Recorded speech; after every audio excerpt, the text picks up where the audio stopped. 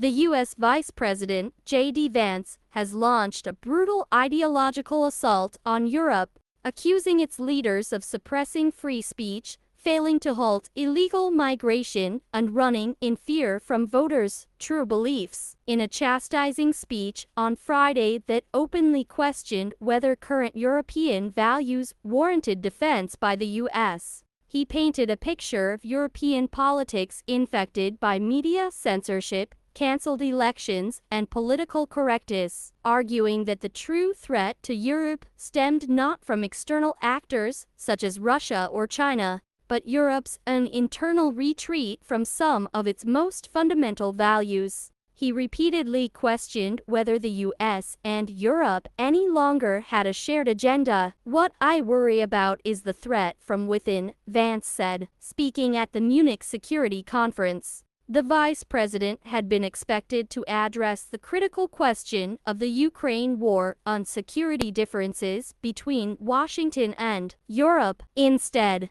he widely skated over these to give a lecture on what he claimed was the continent's failure to listen to the populist concerns of voters. Vance said of Donald Trump's re-election, "There is a new sheriff in town," he said. "Democracy will not survive if their people's concerns are deemed invalid or, even worse, not worth being considered." The blistering and confrontational remarks were met with shock at the conference and were later condemned by the EU and Germany. While drawing praise from Russian state television, they signaled a deepening of the transatlantic chasm beyond different perceptions of Russia to an even deeper societal rupture about values and the nature of democracy. Vance said, "If you are afraid of the voices, the opinions, and the conscience that guide your very own people, if you're running in fear of your own voters, there is nothing America can do for you.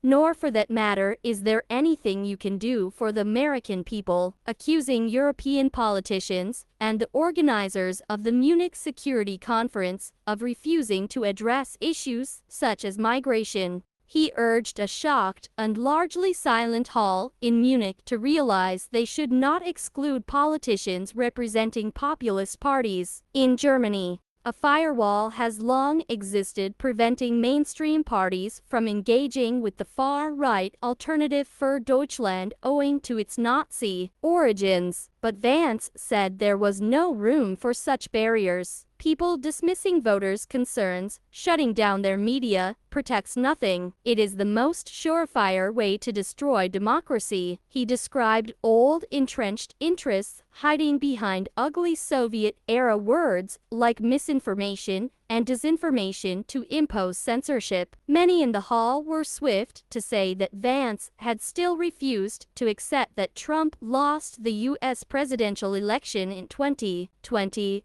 A refusal that ultimately resulted in a mob of the president's supporters attacking the U.S. Capitol. Vance said, "For years we have been told everything we fund and support is in the name of our shared democratic values. Everything from our Ukraine policy to digital censorship is billed as a defense of democracy. But when we see European courts canceling elections and senior officials threatening to cancel others, we ought to ask ourselves if we are holding ourselves to an appropriately high standard. Banning politicians representing populist parties was wrong," he argued. "We do not have to agree with everything or anything people say. But when political leaders represent an important constituency, it is incumbent on us to listen." After the speech, it was confirmed that J.D. Vance privately met the FD leader, Alice Weidel, for 30 minutes. In a breach of previous protocol, he had declined the offer to meet the SPD leader and current Chancellor, Olaf Scholz. His attack on mainstream European politicians drew a stern response from German and EU officials. The German defense minister, Boris Pistorius, said he could not let the speech go without comment. "If I understood him correctly, he is comparing conditions in parts of Europe with those in authoritarian regimes," Pistorius said. "That is unacceptable, and it is not the Europe and not the democracy in which I live and am currently campaigning." The European Union's foreign policy chief, Kaja Kallas,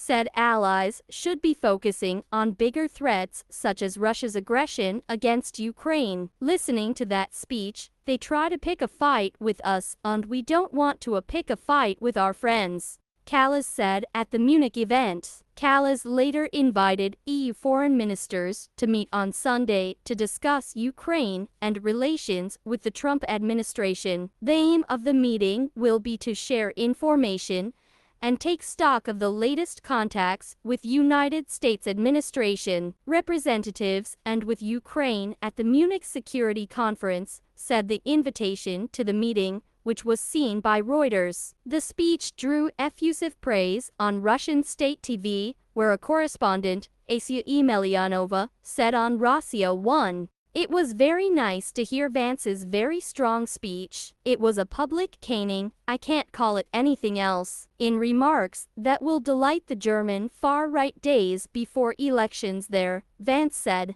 of all the pressing challenges that the nations represented here face, I believe there is nothing more urgent than mass migration. His speech came a day after a 24-year-old Afghan man was arrested in Munich over a car ramming attack that injured 36 people. Vance seized on the case to reinforce his point. How many times must we suffer these appalling setbacks before we change course and take our shared civilization in a new direction, he asked. Instead, he claimed, in Britain and across Europe, free speech, I fear, is in retreat. He listed a string of cases that he claimed were evidence of this, railing against Romania for cancelling presidential elections and Sweden for arresting a man for burning a Quran in public. Britain was singled out for arresting a man praying near an abortion clinic, attempting to underplay Moscow's role in the rise of the populist right.